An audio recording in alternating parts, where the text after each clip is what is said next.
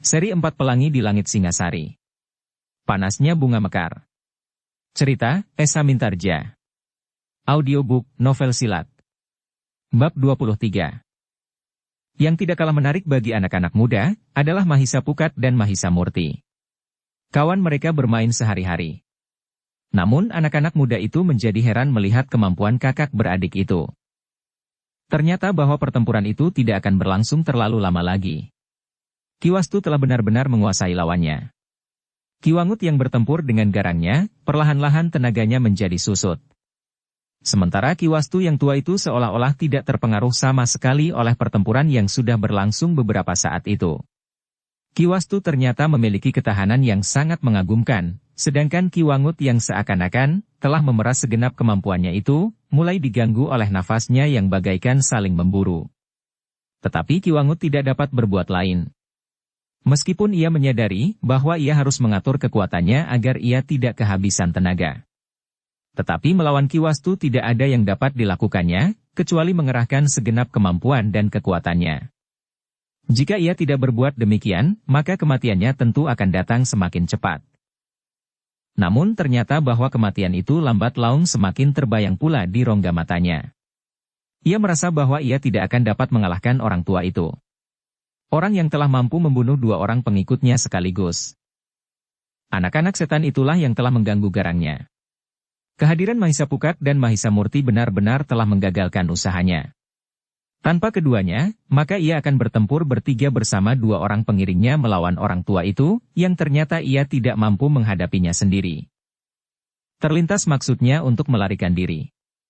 Namun itu pun akan sia-sia, di seputar halaman rumah itu telah penuh dengan anak-anak muda.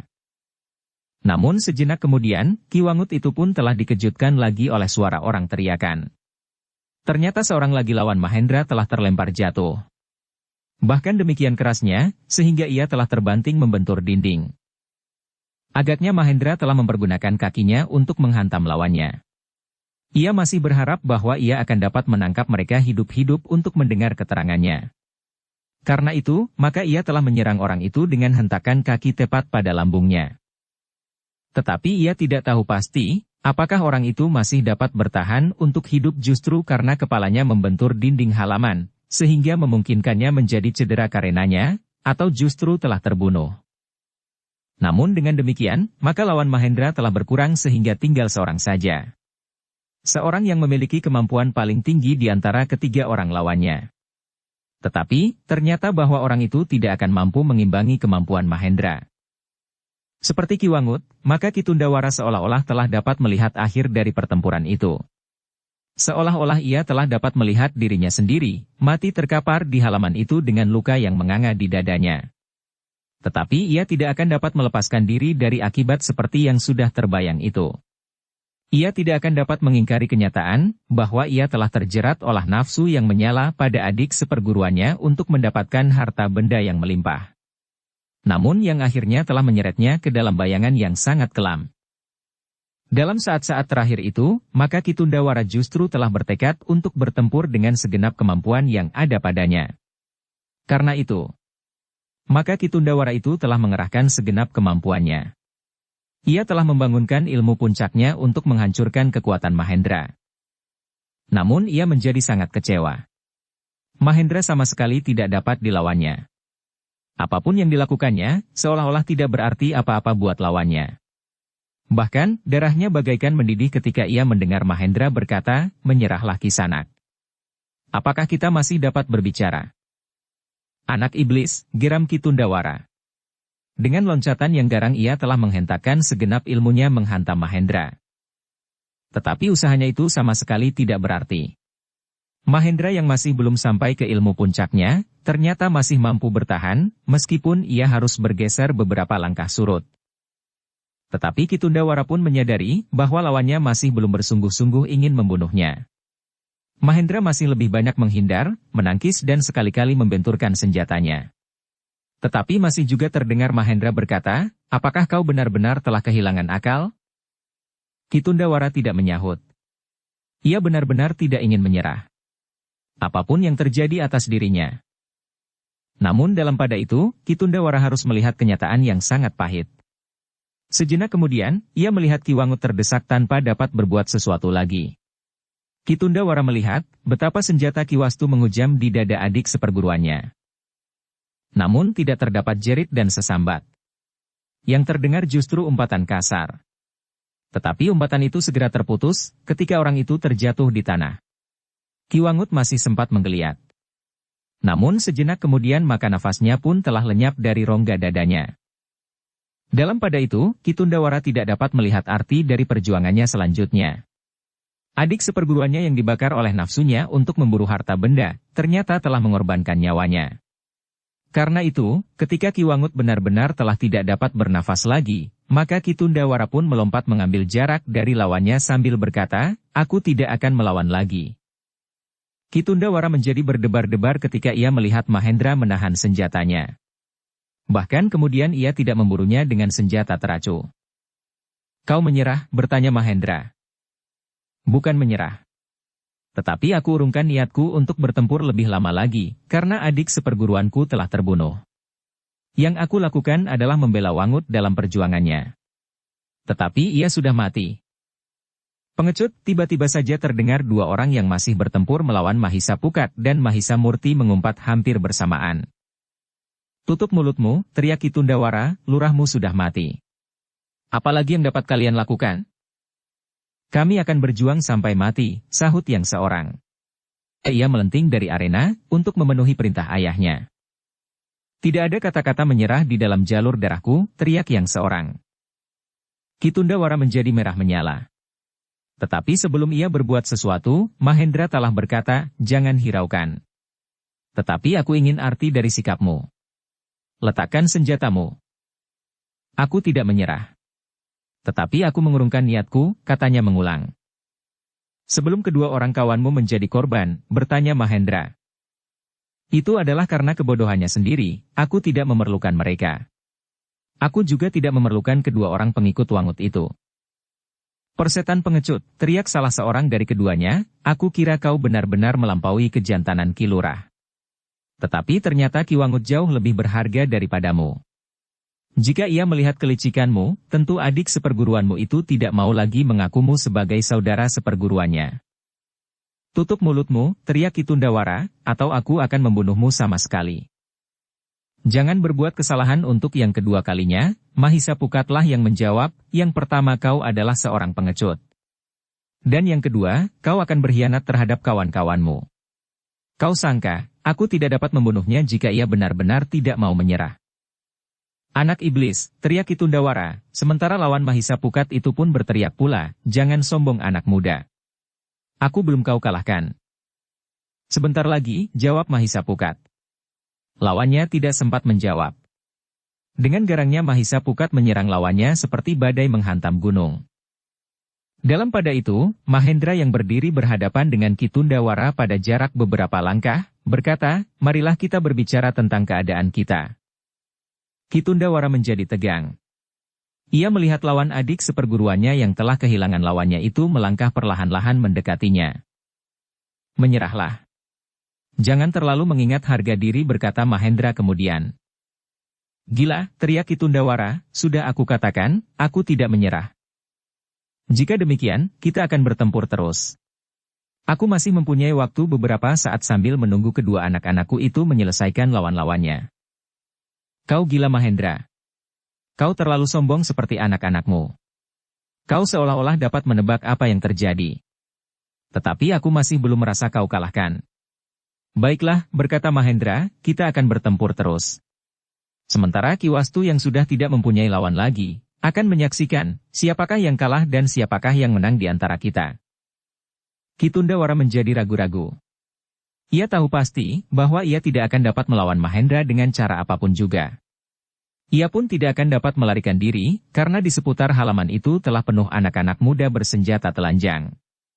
Meskipun mereka tidak berani terjun ke arena pertempuran, namun mereka akan dapat menghalangi langkahnya, sehingga Mahendra akan dapat menghujamkan senjatanya pada punggungnya. "Semuanya akan sia-sia," katanya di dalam hati. Dan penyesalan itu pun bergejolak semakin keras di dalam hatinya. Tetapi semuanya sudah terjadi. Kedua pengiringnya sudah terbunuh. Adik seperguruannya yang telah menyeretnya ke dalam persoalan ini pun telah mati. Karena itu, maka akhirnya ia berkata, "Aku menyerah." Ki Tundawara telah meletakkan senjatanya. Kemudian atas perintah Mahendra ia melangkah surut. "Serahkan tanganmu," berkata Mahendra, "aku akan mengikatnya dengan lulup kayu so." Ki Tundawara mengerutkan keningnya. Dengan suara bergetar ia berkata, "Itu sesuatu penghinaan." "Itu bukti bahwa kau benar-benar menyerah," sahut Mahendra, "aku akan membawamu ke Singasari. Tidak ada tempat di sini untuk menyimpanmu." Wajah Ki Tundawara menjadi merah padam.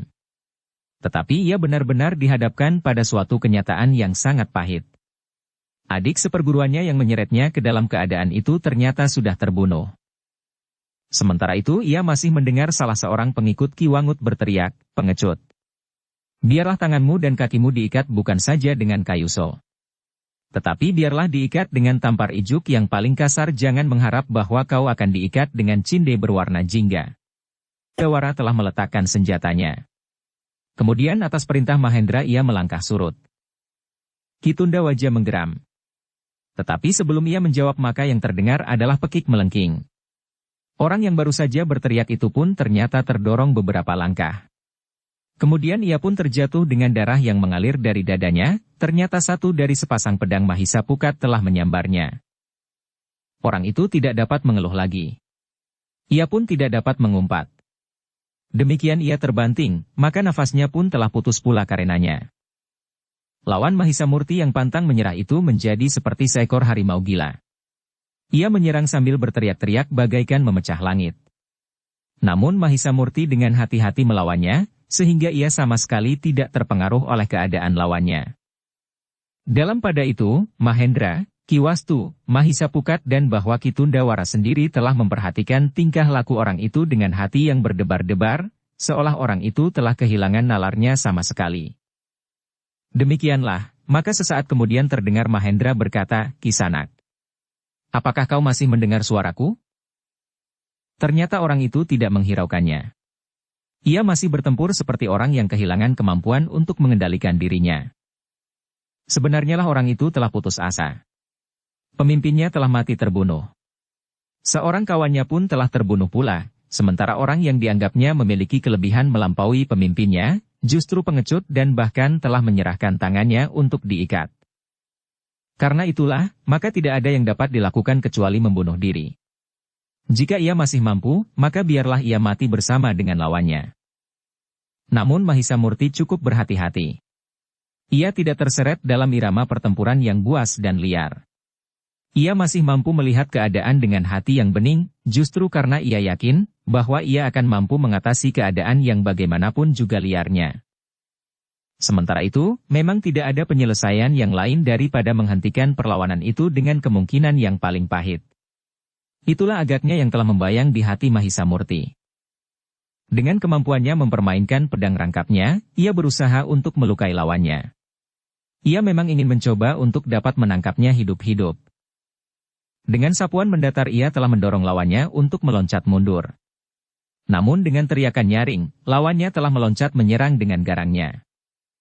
Mahisa Murti sempat mengelak ke samping, sementara itu pedang di tangan kanannya telah terjulur mematuk pundak. Orang itu menyeringai menahan sakit. Namun ternyata luka itu sama sekali tidak mempengaruhi. Orang itu masih meloncat menyerang sambil menggeram. Sekali lagi Mahisa Murti mengelak. Dan sekali lagi pedangnya terjulur. Yang terdengar adalah sebuah teriakan nyaring. Pedang Mahisa Murti telah menyentuh lambung. Betapapun darah telah membasahi tubuhnya, tetapi sama sekali tidak mengurangi keliarannya. Ia justru bagaikan benar-benar gila. Darah yang memerah itu membuatnya menjadi semakin garang. Matanya pun bagaikan menjadi merah seperti darahnya. Mahisa Murti melihat keadaan lawaknya yang telah kehilangan akal itu. Tiba-tiba saja hatinya dijalari oleh perasaan ngeri yang luar biasa. Darah, luka dan tatapan mata yang memancarkan kebencian dan dendam itu, seolah-olah membuat lawannya bagaikan hantu yang melihat bangkai tergolek di padang yang dikerumuni oleh anjing-anjing liar, sementara di udara burung-burung gagak terbang melingkar-lingkar sambil memekik tinggi. Dengan penuh nafsu orang itu menyerang tanpa pertimbangan nalar lagi. Seolah-olah ia sedang berebut dengan anjing-anjing liar dan burung pemakan bangkai yang satu-satu menukik dari udara. Perasaan ngeri yang sangat telah mencengkam jantung Mahisa Murti. Justru karena itulah, maka tiba-tiba saja ia telah berloncatan dengan tangkasnya. Menyerang lawannya dengan tusukan langsung ke arang jantung. Tetapi ketika lawannya berusaha mengelak, maka serangan mendatar telah menebasnya, langsung menyobek perutnya. Gila, justru Mahisa Murtilah yang berteriak. Ia tidak sempat melihat lawannya terhuyung-huyung dan jatuh di tanah, karena ia pun kemudian berlari meninggalkannya dan seolah-olah ia berlindung di punggung ayahnya. Mahendra menarik nafas dalam-dalam. Memang sangat mengerikan. Tetapi ia tidak dapat menyalahkan anaknya. Mahisa Murti memang sangat kurang pengalaman, sehingga menghadapi peristiwa yang mengerikan itu, hatinya menjadi kecut. Sudahlah, berkata Mahendra, cobalah mengusai perasaan kalian masing-masing. Yang terjadi di halaman rumah ini, bukannya yang kita maksudkan. Kita telah dihadapkan pada suatu keadaan tanpa dapat mengelak lagi. Mahisa Pukat pun berdiri membeku. Ia telah memalingkan wajahnya dari pandangan yang mengerikan itu. Dalam pada itu, maka pertempuran di halaman itu pun telah terhenti. Orang-orang yang datang menyerang isi halaman itu telah terbunuh kecuali Ki Tundawara yang menyerah. Namun dalam pada itu, Mahendra pun berkata kepada Ki Wastu, yang berdiri termangu-mangu, Ki Wastu, apakah kedua orang pengikut orang ini telah mati pula? Ki Wastu segera menghampiri kedua orang pengikut Ki Tundawara. Tetapi ternyata keduanya pun telah terbunuh. Yang terlempar oleh kakak Mahendra ternyata telah membentur dinding sedemikian kerasnya, sehingga tulang kepalanya menjadi retak karenanya. Kisanak, berkata Mahendra kepada Ki Tundawara, kau adalah satu-satunya orang yang masih hidup dari antara kawan-kawanmu. Karena itu, kita akan pergi bersama-sama ke Singasari. Aku akan membawamu menyusul anakku Mahisa Bungalan. Entah, apakah yang akan terjadi atasmu di Singasari. Tetapi orang-orang di Singasari bukannya binatang buas yang selalu rakus untuk minum darah korbannya. Ki Tundawara yang merasa tidak mampu berbuat apa-apa lagi itu hanya dapat menarik nafas dalam-dalam.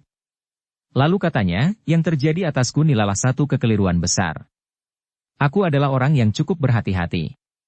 Tetapi aku masih juga terjerumus ke dalam keadaan yang pahit ini karena aku tidak dapat mengelakkan diri dari sesambat adik seperguruanku.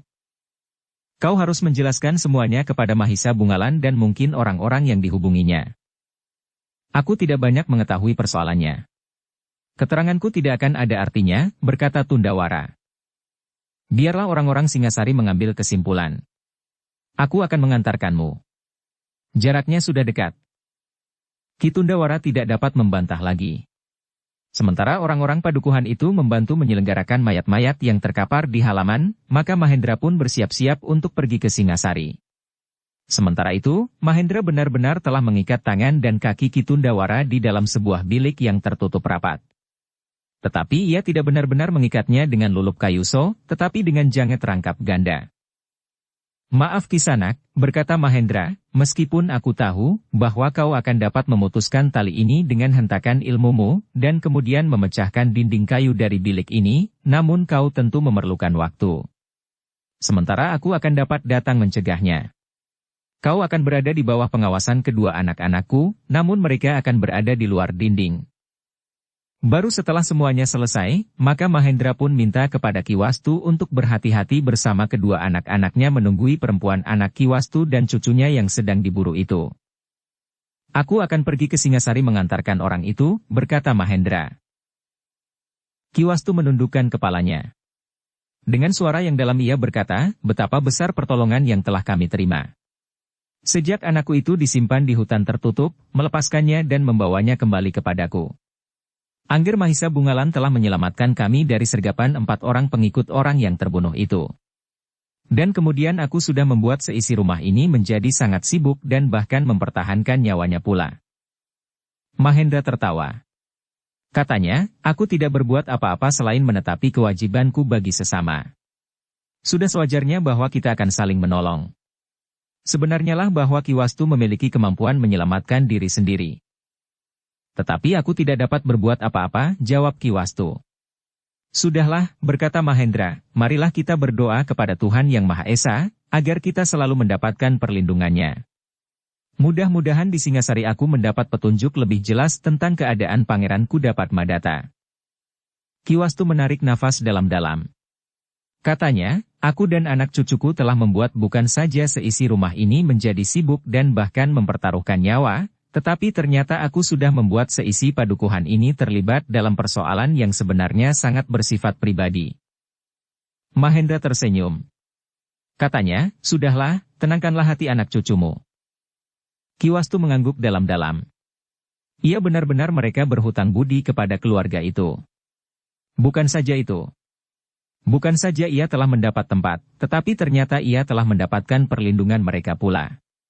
Tanpa perlindungan keluarga Mahendra, maka anak dan cucunya itu tentu telah dicincang menjadi berkeping-keping.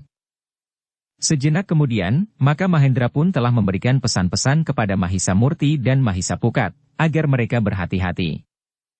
Menurut perhitungan Mahendra, untuk beberapa saat lamanya, tidak akan ada lagi bencana yang mengejar perempuan dan anaknya itu. Mereka tentu memerlukan waktu untuk mempersiapkan tindakan yang akan mereka ambil selanjutnya, jika mereka mengetahui apa yang telah terjadi. Dan itu akan memerlukan waktu yang cukup. Aku segera pulang, berkata Mahendra, lalu aku titipkan kalian kepada Ki Wastu. Ah, desis Ki Wastu, kamilah yang menitipkan diri kami di sini. Mahendra tertawa. Katanya, sebenarnya aku menitipkan anak-anakku. Mereka masih terlalu hijau, sehingga mereka harus selalu mendapat pengawasan. Lalu katanya kepada kedua anak-anaknya, ikutilah petunjuk-petunjuknya. Mahisa Pukat dan Mahisa Murti mengangguk. Mereka pun mengerti bahwa orang tua yang datang bersama kakaknya Mahisa Bungalan itu adalah seorang yang memiliki ilmu yang tinggi, meskipun belum setingkat dengan ayahnya. Kami akan melakukan semua pesan ayah, berkata Mahisa Pukat kemudian. Mahendra mengangguk-angguk. Namun ia pun yakin bahwa keadaan akan tidak bertambah buruk, ia tidak akan terlalu lama berada di Singasari. Demikianlah, maka Mahendra pun kemudian meninggalkan rumahnya membawa Ki Tundawara ke Singasari. Ia melepaskan segala ikatan dan membiarkan Ki Tundawara berkuda bersamanya seperti dua orang dalam perjalanan. Ternyata Ki Tundawara telah menerima keadaannya dengan ikhlas. Sekilas ia pun teringat kepada padepokannya. Kepada beberapa orang perempuan yang disimpannya dengan kekerasan. Dan kepada para pengikutnya yang patuh dan takut kepadanya. Dalam keadaan ini mereka tidak berarti lagi bagiku, berkata Ki Tundawara di dalam hatinya. Lalu katanya, ternyata bahwa aku telah bertemu seorang perkasa yang meskipun baik hati, tetapi agak sombong juga. Ia yakin bahwa aku tidak akan dapat berbuat apa-apa. Aku tidak akan dapat melawannya, hingga aku dibiarkannya berkuda seperti seorang sahabatnya. Sebenarnya lah bahwa Ki Tundawara merasa tidak akan dapat berbuat apa-apa lagi. Ketika ia memasuki gerbang Singasari dan berkuda di antara orang-orang yang semakin ramai, ada juga niatnya untuk melarikan diri. Namun justru karena sikap Mahendra, ia menjadi ragu-ragu dan bahkan membatalkannya sama sekali. Gila, geramnya, jika anak iblis ini mengancamku dan menakut-nakutiku, aku memang bernafsu untuk menyusup di antara orang banyak. Ada kemungkinan, aku dapat melenyapkan diri di antara mereka. Orang ini pada suatu saat tentu lengah. Tetapi sikap Mahendra benar-benar telah mengikatnya untuk tetap tunduk dan menurut perintahnya. Ki Tundawara kadang-kadang mengumpat di dalam hatinya jika ia memperhatikan sikap Mahendra. Kadang-kadang Mahendra yang bertemu dengan satu dua orang yang dikenalnya, berbicara dan bahkan bergurau tanpa memperhatikan Ki Tundawara. Tetapi Ki Tundawara itu sudah kehilangan segala nafsunya untuk melepaskan diri dari tangan Mahendra. Aku akan menjadi buruan. Meskipun mereka tidak mengetahui tempat tinggalku, tetapi jika mereka mencari dengan sungguh-sungguh, tentu akan dapat mereka ketemukan juga. Padepokan itu akan mereka hancurkan menjadi karang abang. Dan pengikut-pengikutku yang tidak bersalah akan menjadi korban juga. Biarlah hal itu dilakukan atas padepokan Wangut yang tamat itu, katanya di dalam hatinya. Karena itu, maka perjalanan Mahendra dan Ki Tundawara tidak terhambat sama sekali. Mereka langsung menuju ke istana Singasari untuk menemui Mahisa Agni, karena Mahendra menganggap bahwa Mahisa Bungalan tentu berada di sana pula. Sebenarnya lah bahwa ketika Mahendra memasuki tempat tinggal Mahisa Agni, maka dijumpainya Mahisa Bungalan sedang diterima oleh Mahisa Agni di ruang belakang. Kedatangan Mahendra dengan seseorang telah mengejutkan mereka. Apalagi Mahisa Bungalan. Kepergian ayahnya berarti kekosongan di rumahnya. Dengan demikian, akan dapat membahayakan bukan saja Ki Wastu dan anak cucunya, tetapi tentu juga Mahisa Pukat dan Mahisa Murti. Mahendra yang kemudian duduk di hadapan Mahisa Agni itu pun nampaknya melihat kegelisahan di hati anaknya. Karena itu, ketika Mahisa Agni telah menanyakan keselamatannya di perjalanan, maka ia pun segera berkata, "Mahisa Bungalan, aku terpaksa meninggalkan rumah kita untuk mengantarkan tamu yang akan menyusulmu."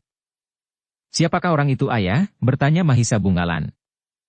"Aku belum mengenalnya." Wajah Mahisa Bungalan menjadi merah. Katanya, "Tetapi itu sangat mendebarkan. Apakah orang ini benar-benar ingin mencari aku seperti yang dikatakannya, karena aku pun belum mengenalnya pula." Mahendra pun segera menyahut, "Atau sekedar memancing agar aku pergi meninggalkan rumah sehingga orang yang bermaksud jahat akan dapat dengan mudah melakukannya." Wajah Mahisa Bungalan menegang. Sementara Ki Tundawara hanya menundukkan kepalanya saja. "Mahisa Bungalan, sebenarnya lah yang kau cemaskan itu sudah terjadi." Mahisa Bungalan dan Mahisa Agni terkejut mendengar keterangan itu. Dengan gelisah Bungalan bertanya, "Jadi apakah maksud ayah datang dengan orang ini? Apakah yang telah terjadi di rumah kita?" "Salah seorang dari mereka yang datang adalah orang ini," berkata Mahendra. Wajah Mahisa Bungalan menjadi semakin tegang. Sementara itu Mahendra pun segera menceritakan apa yang telah terjadi. Dan ia pun mengatakan, siapakah orang yang telah dibawanya itu. Mahisa Agni dan Mahisa Bungalan termangu-mangu sejenak. Namun keduanya menarik nafas dalam-dalam. Dengan nada dalam Mahisa Agni berteka, "Jadi, telah terjadi kematian di halaman rumahmu Mahendra?" "Apa boleh buat," jawab Mahendra, "kami tidak dapat menghindarnya. Yang seorang ini yang menurut keterangannya bernama Tundawara, dan akan aku serahkan kepada yang berwajib di Singasari." Mahisa Agni dan Mahisa Bungalan mengangguk-angguk. Semuanya menjadi jelas bagi mereka. Orang yang datang bersama Mahendra yang nampaknya seperti seorang sahabat yang bepergian bersama itu, ternyata adalah orang yang ingin melakukan pembunuhan yang sangat keji. "Mengerikan sekali Kisanak," berkata Mahisa Agni, "jika yang kau rencanakan itu benar-benar terjadi, maka seorang perempuan dan seorang anak laki-lakinya akan mati terkapar di halaman.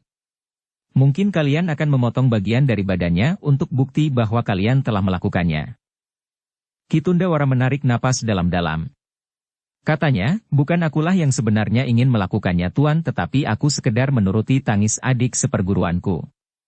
Ia mendapat upah dari seseorang untuk melakukan perbuatan yang terkutuk itu. Dan kau membantunya pula," potong Mahisa Bungalan. Ki Tundawara menunduk semakin dalam. Tetapi kemudian sambil mengangguk ia menjawab, "Kau benar anak muda. Aku telah membantunya." Mahisa Agni beringsut sejenak. Dengan sareh ia mencoba menanyakan segala sesuatu yang diketahui oleh Ki Tundawara tentang rencana adik seperguruannya. Tetapi Ki Tundawara tidak banyak mengetahuinya. Ia pun tidak mengetahui siapakah orang yang telah mengupah adiknya itu. Saudara laki-laki Pangeran Kudapadmadata atau orang lain? Atau barangkali ada nama perempuan lain sebagai sisihan Pangeran Kudapadmadata? "Semuanya tidak jelas bagiku," jawab Ki Tundawara, "aku tidak banyak mempersoalkan mula-mula. Namun itu adalah satu kesalahan bagiku sehingga aku sekarang terjerumus ke dalam kesulitan yang parah. Aku adalah seorang tawanan, yang mungkin akan mengalami perlakuan yang tidak menyenangkan jika aku tidak dapat menjawab pertanyaan-pertanyaan mereka yang akan memeriksa aku." "Kenapa?" bertanya Mahisa Bungalan. "Aku akan diperas untuk memberikan keterangan yang memang tidak aku ketahui," desis Ki Tundawara. "Tidak," sahut Mahisa Agni, "kau tidak akan diperlakukan kasar. Aku percaya akan segala keteranganmu. Kau memang tidak banyak mengetahui persoalan ini. Kau terlibat ke dalam satu keadaan yang tidak kau pahami." "Aku menyesal," jawab Ki Tundawara. "Meskipun demikian," berkata Mahisa Agni kemudian, "kau akan tetap menjadi seorang tawanan. Aku akan menempatkan kau dalam pengawasan yang kuat, karena aku tahu bahwa kau adalah seorang yang memiliki kemampuan yang sangat tinggi." "Jika demikian, aku tidak akan tertangkap," desis Ki Tundawara. Mahisa Agni menarik nafas dalam-dalam. Namun katanya kemudian, "Tetapi meskipun demikian, tidak ada dinding kayu yang dapat menahanmu Kisanak. Karena itu, kau memerlukan pengawasan yang kuat." Ki Tundawara mengangguk sambil menjawab, "Aku seorang tawanan. Aku menyerahkan diriku kepada kebijaksanaan Tuan. Namun aku berjanji, jika masih ada sedikit kepercayaan kepadaku, bahwa aku tidak akan lari. Mahisa Agni memandang Kitundawara sejenak. Lalu katanya, aku percaya. Tetapi itu bukan berarti bahwa aku melepaskan niatku untuk memberikan pengawasan. Kitundawara tidak menyahut, meskipun kepalanya terangguk-angguk kecil. Demikianlah, maka Kitundawara pun diserahkan kepada seorang senopati muda untuk menempatkannya dalam sebuah bilik yang dijaga kuat. Sementara Mahisa Agni, Mahisa Bungalan dan Mahendra masih berbincang dengan sungguh-sungguh. Perjalanan ke Kediri bukan perjalanan yang ringan, berkata Mahisa Agni. Aku mengerti Paman, jawab Mahisa Bungalan. Sementara persoalan yang kau hadapi pun merupakan persoalan yang rumit. Kau tidak pasti latar belakang dari peristiwa itu. Kita hanya mendasarkan tindakan kita pada keterangan sebelah. Maksudku dari pihak Ki Wastu itu saja. Tetapi kita belum pernah mendengar keterangan dari pihak Pangeran Kudapadmadata, berkata Mahisa Agni. Ya Paman. Tetapi menilik sikap dan tindakan orang-orang yang memburu anak dan cucu Ki Wastu itu, maka aku dapat mengambil kesimpulan, bahwa ada pihak yang ingin melenyapkan ibu dan anak itu dengan kasar dan buas, jawab Mahisa Bungalan. Mahisa Agni memandang Mahendra sejenak. Kemudian ia pun bertanya, bagaimana pendapatmu Mahendra? Aku sependapat dengan Mahisa Bungalan. Tetapi aku ingin memberikan pesan, bahwa di Kediri tentu ada pihak yang dapat menjadi sangat berbahaya bagi Mahisa Bungalan. Apalagi jika mereka mengerti maksud kedatangannya. Karena itu, perjalanan ke Kediri akan merupakan perjalanan yang gawat.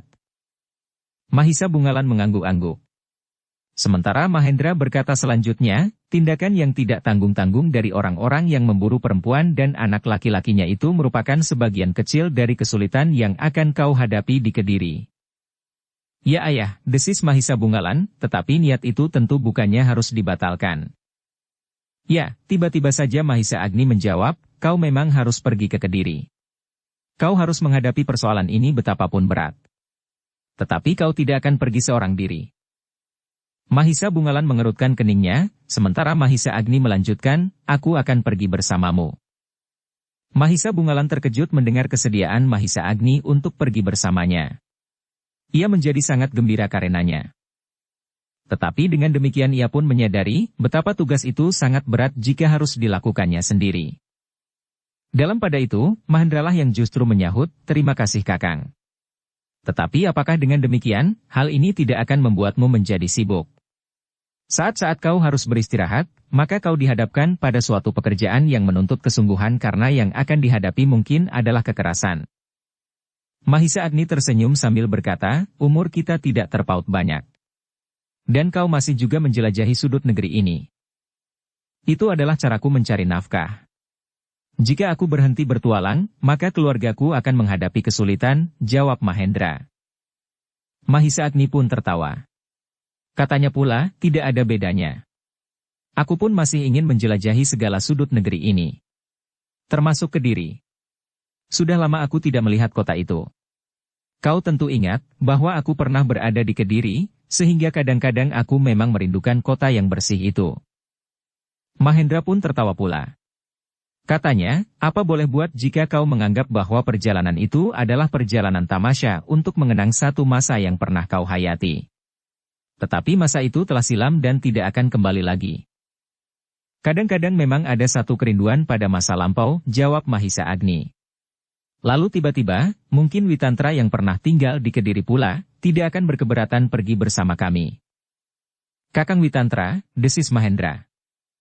Ya.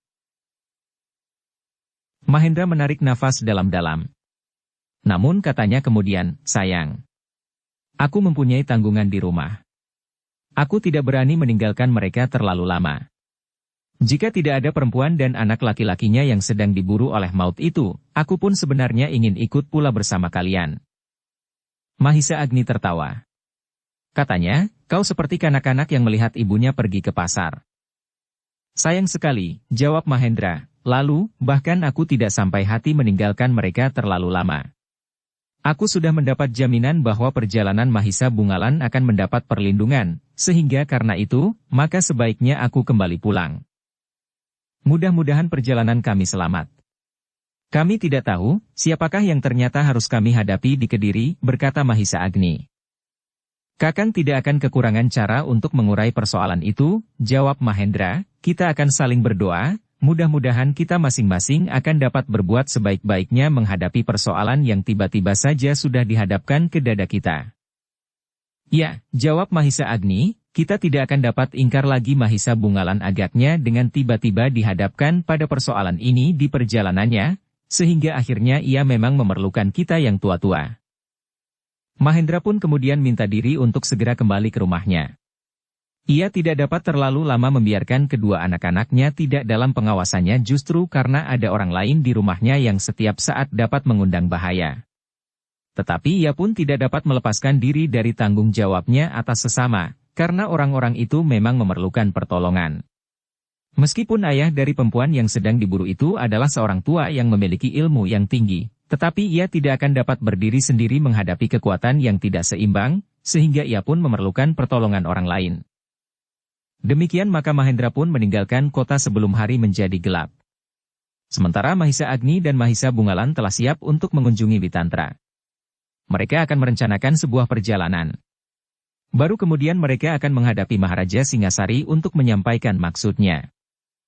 Kedatangan Mahisa Agni dan Mahisa Bungalan di rumah Witantra ternyata telah mengejutkannya. Dengan serta-merta Witantra pun menanyakan kapan Mahisa Bungalan kembali dari perjalanannya. Witantra menarik nafas dalam-dalam. Sementara Mahisa Bungalan meneruskan keterangan dan rencananya untuk pergi ke Kediri bersama Mahisa Agni. Jadi kau akan pergi juga Mahisa Agni, Witantra mengerutkan keningnya. Kemarin pagi paman, sahut Mahisa Bungalan. Kau sudah puas dengan pertanyaanmu, bertanya Witantra pula. Mahisa Bungalan menjadi ragu-ragu. Akhirnya ia menjawab, aku terpaksa pulang, paman. Kenapa terpaksa, bertanya Witantra. Mahisa Bungalan kemudian menceritakan pengalamannya sehingga ia harus kembali pulang dengan membawa seorang kakek serta anak dan cucunya. Ya. Dan kami tidak hanya akan pergi berdua, jawab Mahisa Agni. Siapa lagi, bertanya Witantra. Jika Kakang Witantra pergi juga, maka perjalanan kami akan menjadi sangat menyenangkan. Witantra termangu-mangu sejenak. Namun ia pun tersenyum sambil berkata, aku sudah terlalu tua. Tetapi agaknya menarik juga untuk pergi ke Kediri. Aku sudah lama tidak melihat kota itu. Nah, bukankah kita yang tua-tua ini mempunyai kepentingan yang serupa? Berusaha mengenang kembali masa-masa lampau, sahut Mahisa Agni. Witantra tersenyum. Memang menarik untuk melihat-lihat daerah yang sudah lama tidak dilihatnya. Namun yang lebih menarik lagi adalah persoalan yang dibawa oleh Mahisa Bungalan. Di Kediri mereka harus berusaha bertemu dengan Pangeran Kuda Padmadata. Meskipun tidak dikenalnya secara pribadi dengan rapat, namun mereka telah mendengar siapakah Pangeran Kuda Padmadata. Seorang yang masih sangat muda ketika mereka berada di Kediri. Tetapi adalah suatu hal yang sangat wajar, jika Pangeran Kuda Padmadata itulah yang pernah mengenal Mahisa Agni atau Witantra yang pernah bertugas di Kediri. Bagaimana pendapatmu Witantra? Bertanya Mahisa Agni. Witantra menarik nafas dalam-dalam. Katanya kemudian, baiklah. Aku akan menyertai kalian pergi ke Kediri. Mungkin kita akan menjumpai beberapa hal yang menarik. Tetapi mungkin juga menegangkan, sahut Mahisa Agni. Memang mungkin sekali. Kita tidak tahu, siapakah sebenarnya yang bermain di belakang segala peristiwa itu. Mungkin orang lain. Mungkin keluarga terdekat dari Pangeran Kuda Padmadata. Bahkan mungkin Pangeran Kuda Padmadata sendiri. Kenapa pangeran itu sendiri paman? Bertanya Mahisa Bungalan. Ia tidak ingin dibayangi oleh darah padukuhan yang lahir sebagai anak laki-lakinya. Ia tidak ingin melihat lagi langkahnya yang dianggapnya sesat. Setelah ia berada kembali di dalam lingkungan para bangsawan. Mungkin pula istrinya yang lain, yang diambilnya dari ketangan bangsawan tidak mengetahui apa yang pernah dilakukan oleh Pangeran Padmadata. Tetapi masih ada kemungkinan-kemungkinan yang lain lagi. Kita tidak dapat menebak saja. Tetapi kita harus melakukan pengamatan dengan seksama. Mahisa Bungalan mengangguk-angguk. Sebagian keterangan yang pernah didengarnya dari peristiwa itu, memang belum merupakan pegangan yang dapat diyakini. Pendapat dan mungkin pendengaran dari Ki Wastu. Bahkan dari anak perempuannya itu sendiri, masih mungkin pula bukannya kebenaran. Yang kita ketahui, barulah kenyataan-kenyataan yang terjadi, berkata Witantra kemudian, bahwa perempuan itu telah diambil dari rumahnya dan disimpan di hutan tutupan. Bahwa seorang hamba yang setia telah mengorbankan dirinya untuk melindungi anak laki-laki itu, sementara kemudian kau berhasil membebaskan perempuan itu dari tangan mereka yang menyimpannya. Latar belakang dari segala yang terjadi itu masih belum jelas. Itulah yang akan kita cari di Kediri, desis Mahisa Agni. Baiklah, kita bersiap-siap. Kita akan segera berangkat. Persoalannya tidak boleh berlarut-larut, karena bahaya maut selalu mengejar perempuan dan anak laki-lakinya. Bahkan bahaya yang gawat akan mungkin sekali mengintai keluarga Mahisa Bungalan yang ditinggalkan di rumah. Demikianlah, maka Witantra pun segera mempersiapkan diri. Mahisa Agni dan Mahisa Bungalan bermalam satu malam di rumah Witantra. Di hari berikutnya, maka mereka pun menghadap Maharaja Singasari untuk mohon diri. Mereka tidak mengatakan alasan mereka yang sebenarnya, selain karena keinginan mereka untuk melihat kota yang sudah lama tidak mereka lihat itu. Ranggauni yang memegang tahta Kediri tidak menahannya. Namun ia bertanya kepada Mahisa Bungalan, apakah kau masih memerlukan waktu yang panjang untuk memuaskan darah petualanganmu sebelum kau memasuki satu lingkungan yang mapan? Mahisa Bungalan menundukkan kepalanya dalam-dalam. Dengan suara dalam ia menjawab, ampun tuanku. Sebenarnya lah bahwa perjalanan hamba ini adalah perjalanan yang terakhir. Hamba memang ingin mengikuti kedua paman hamba ini untuk melihat-lihat Kediri saat ini.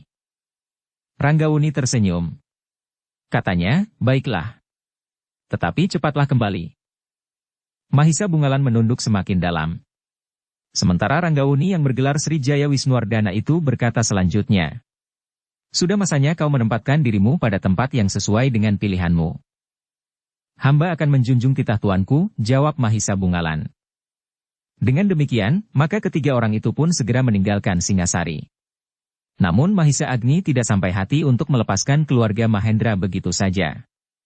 Karena itu, agar Mahendra tidak terlalu terikat kepada kewajibannya untuk melindungi orang-orang yang sedang dibunuh itu, maka ia pun telah mengirimkan 2 orang petugas sandi untuk membantu setiap saat diperlukan. Kau berada di sana sampai Mahisa Bungalan kembali, berkata Mahisa Agni, katakan kepada Mahendra bahwa akulah yang memberimu perintah. Aku memilih kalian berdua, karena Mahendra telah mengenal kalian. Jika orang lain yang datang, maka ia akan segera mencurigainya karena justru ia berada dalam keadaan yang gawat. Hampir berbareng dengan saat keberangkatan Mahisa Agni, Witantra dan Mahisa Bungalan, maka kedua orang itu pun pergi ke rumah Mahendra. Mereka harus ikut mengamati keadaan rumah itu. Tanpa mereka, maka Mahendra tidak akan dapat berbuat apa-apa sama sekali di luar rumahnya, sehingga ia tidak akan dapat bekerja untuk mencapai nafkah, atau kepentingan-kepentingan lain di luar padukuhannya. Dalam pada itu, maka 3 ekor kuda telah berderap meninggalkan gerbang kota Singasari menuju ke Kediri. Perjalanan yang membawa kewajiban yang berat, meskipun sebenarnya masalah itu adalah masalah orang lain. Namun di luar kesadaran Mahisa Bungalan, ia pun telah terlibat terlalu jauh sehingga ia tidak mungkin lagi melepaskannya, karena masalahnya akan menyangkut jiwa seorang perempuan dan anak laki-lakinya. Perjalanan ketiga orang itu ternyata mengandung kegembiraan tersendiri, di samping ketegangan karena kewajiban mereka. Di perjalanan mereka melihat sesuatu yang sudah lama tidak mereka lihat. Perubahan-bahan yang terjadi membuat hati mereka menjadi cerah. Dengan demikian, maka Singasari benar-benar telah berkembang. Namun ada juga daerah yang mereka jumpai masih seperti beberapa saat yang lampau. Tanpa perubahan apapun juga. Jalan-jalan, parit-parit dan dinding padukuhan dengan cepat dapat mereka kenali sebagaimana mereka lihat beberapa waktu yang lewat. Daerah ini perlu mendapat perhatian, berkata Mahisa Bungalan, seolah-olah daerah ini adalah daerah yang mati. Meskipun tanahnya subur dan air yang mengalir di parit itu tidak pernah kering, namun jika penghuni daerah ini sudah menjadi puas dengan keadaannya, maka daerah ini akan segera ketinggalan. Ya, Witantra mengangguk-angguk, daerah lain telah berkembang semakin pesat dengan perluasan daerah persawahan dan kerja yang lain atas dasar peningkatan keterampilan, maka daerah ini sama sekali tidak bergerak. Kita akan singgah di padukuhan ini kelak jika kita kembali, berkata Mahisa Agni, kita akan melihat apakah sebabnya maka daerah ini merupakan daerah yang terhenti perkembangannya. Mungkin justru karena daerah ini adalah daerah yang subur, sehingga tanpa kesulitan apapun juga, segala kebutuhan penghuninya telah terpenuhi. Namun bagaimanapun juga, padukuhan itu terasa sangat sepi, meskipun suasananya sangat tenang. Di padukuhan lain terdengar suara pandai besi yang sedang menempa beberapa jenis alat pertanian, sementara mereka kadang-kadang bertemu dengan seiring itik yang digembalakan. Tetapi mereka tidak menemukan apa-apa di padukuhan itu selain parit yang mengalirkan air yang bening, serta sawah yang nampak hijau segar. Pohon nyiur yang bergoyang disentuh angin yang lembut di sepanjang dinding padukuhan, melingkar dari ujung sampai ke ujung. Namun bagaimana juga perjalanan itu memang sangat menarik. Kita akan singgah di rumah seseorang, atau kita akan langsung pergi ke istana Pangeran Kudapadmadata, tiba-tiba saja Mahisa Bungalan bertanya. Pangeran Kudapadmadata akan segera mengetahuinya pula. Jika ia pernah mendengar namamu, maka orang yang ada di sekitarnya, yang berhubungan dengan peristiwa Kiwastu serta anak cucunya itu, akan segera bersiap-siap. Mahisa Bungalan mengangguk-angguk. Lalu, jadi, apakah yang sebaiknya kita lakukan? Apakah kita akan singgah lebih dahulu di Istana Panji Kudaswana, yang kini bertugas di Kediri sebagai wakil kekuasaan Singasari? Bertanya Mahisa Bungalan. Jangan Mahisa Bungalan, sahut Mahisa Agni, dengan demikian kedatangan kita akan cepat diketahui. Apalagi aku dan pamanmu Witantra pernah pula berada di Kediri dalam kedudukan yang serupa. Apa salahnya paman? Bertanya Mahisa Bungalan. Dengan ragu-ragu ia memandang wajah Mahisa Agni yang sudah berubah pula, namun akhirnya ia mulai mengenalinya. Mahisa Agni termangu-mangu sejenak. Namun ia pun kemudian berkata, kita tentu tidak akan dapat langsung menuju ke istana Pangeran Kudapadmadata. Kita harus berusaha mendapat keterangan serba sedikit tentang keadaannya. Keluarganya dan mungkin sesuatu yang dapat memberikan gambaran tentang dirinya. Witantra mengangguk-angguk sambil menyahut, ya kita akan mencari beberapa keterangan tentang dirinya. Kita akan singgah di rumah Kakang Daredu. Ia adalah seorang pekatik yang pernah aku kenal ketika aku berada di Kediri. Aku pernah melihat rumahnya dan aku pun mengenal keluarganya, sahut Mahisa Agni. Mahisa Bungalan mengangguk-angguk. Agaknya yang dikatakan oleh Mahisa Agni itu memang paling baik bagi mereka. Demikianlah. Setelah mereka menempuh perjalanan yang panjang, mereka semakin mendekati Kediri. Tetapi karena perjalanan mereka bukannya perjalanan yang tergesa-gesa maka mereka bertiga telah bermalam satu malam di perjalanan. Mereka memasuki Kediri menjelang sore di hari berikutnya. Mahisa Agni ternyata masih tetap mengenal jalan-jalan di dalam kota Kediri yang memang tidak terlalu banyak berubah. Sehingga dengan demikian, maka Mahisa Agni akan dapat langsung menemukan jalan ke rumah Daredu, seorang pekatik yang pernah dikenalnya ketika ia berada di Kediri. Kedatangannya benar-benar telah mengejutkan seisi rumah yang tidak begitu besar itu. Daredu yang umurnya sebaya dengan Mahisa Agni, telah nampak menjadi semakin tua. Agak lebih tua dari Mahisa Agni. Aku Mahisa Agni Ki Daredu. Oh, tuanku, tiba-tiba saja Ki Daredu menjatuhkan diri berlutut di hadapan Mahisa Agni. Namun cepat Mahisa Agni menarik pundaknya sambil berkata, berdiri sajalah. Aku minta kepadamu. Ampun tuanku, Daredu masih gemetar karena terkejut. Berdirilah, untuk kepentinganku. Dengan ragu-ragu Daredu berdiri meskipun sambil terbungkuk-bungkuk. Aku datang untuk mengunjungimu, berkata Mahisa Agni yang muda ini adalah kemanakanku, sedang yang setua aku ini adalah Kakang Witantra. Bukankah kau juga pernah mengenal namanya? Pekatik yang nampak sudah lebih tua dari umur yang sebenarnya itu menjadi semakin heran. Dengan suara tertahan ia berkata, tentu. Aku sudah mengenal tuanku berdua. Tuanku berdua pernah menjadi wakil kekuasaan Singasari di Kediri. Dan hamba adalah pekatik yang rendah. Kedatangan tuanku membuat aku menjadi bingung, Mahisa Agni tertawa. Katanya, Ki Daredu. Jangan bingung. Aku datang untuk satu kepentingan yang tidak berarti. Aku ingin melihat kota yang bersih dan segar. Sebenarnya lah aku rindu untuk berkunjung ke kota ini. Tetapi jika aku datang dengan resmi mengunjungi Panji Kudaswana, maka aku akan kehilangan banyak kesempatan untuk melihat-lihat, karena upacara resmi akan mengikatku. Tetapi tuanku bertiga akan mendapat tempat yang baik, sesuai dengan kedudukan tuanku bertiga, berkata Daredu.